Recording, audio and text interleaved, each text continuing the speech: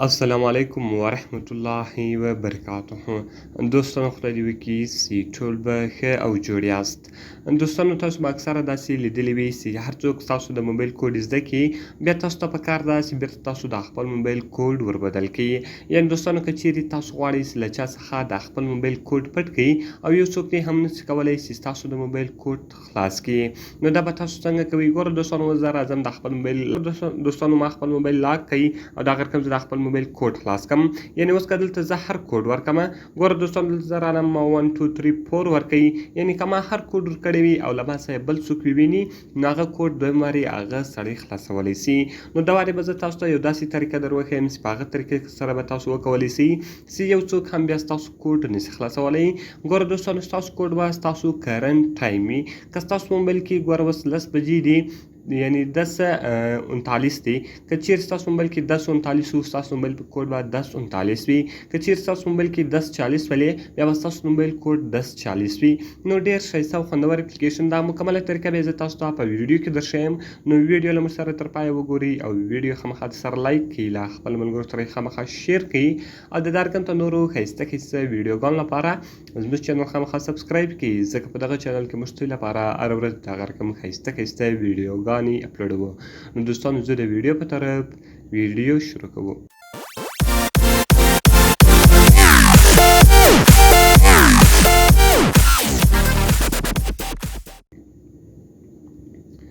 نو دوستانو، د دې لپاره به تر ټولو مخکې تاسو په خپل موبایل کې یو اپلیکیشن ډاونلوډ کړئ. کله چې دوستانو تاسو دغه اپلیکیشن ډاونلوډ کړئ، د دغه اپلیکیشن لینک ما تاسو ته د ویډیو په ډسکرپشن کې درکړی دی.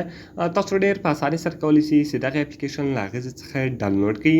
نو دوستانو، کله چې تاسو دغه اپلیکیشن له هغې ځای څخه ډاونلوډ کړئ، ګوره دوستانو اوس زه رالم، زما د موبایل یعنې ټایمینګ څو ده؟ 10:40 ده. ګوره دوستانو، کله چې زه 10:41 کې وم یا 10:40 کې وم 45 کې وم ما ته کوډ نه خلاصېږي. زه به خامخا 10:40 کې وم بیا به ما ته د موبایل کوډ خلاصېږي. او دا غیر که چیرې دغه 10:41 ولې بیا به ستاسو موبایل کوډ 10:41 وي. نو ډېر ښایسته او خوندور اپلیکیشن ده. د دې لپاره به دوستانو کله چې دغه تاسو په خپل موبایل کې انسټال کړئ، دغه اولنی اپشن به دلته تاسو په خپل موبایل کې، یعنې ستاسو موبایل کې به دغه اپ وي، دغه به تاسو اون کړئ. بعد کې کوم پرمیشنان غوښتو هغه ټوټل پرمیشنان به تاسو په خپل موبایل کې الاو کړئ.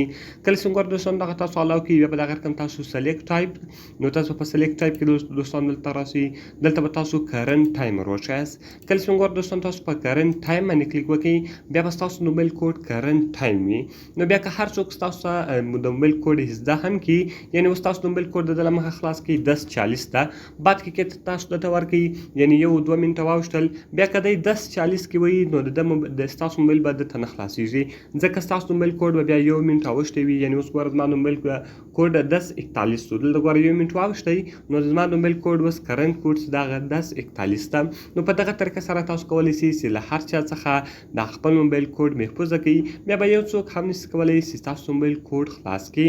ډېر ښایسته او خوندور اپشن ده او په دغه اپلیکیشن کې تاسو کولی شئ چې ویډیوګانې هم پټې کړئ، تصویران هم پټ کړئ او هغو ته د هغه رقم کوډ ولګوئ.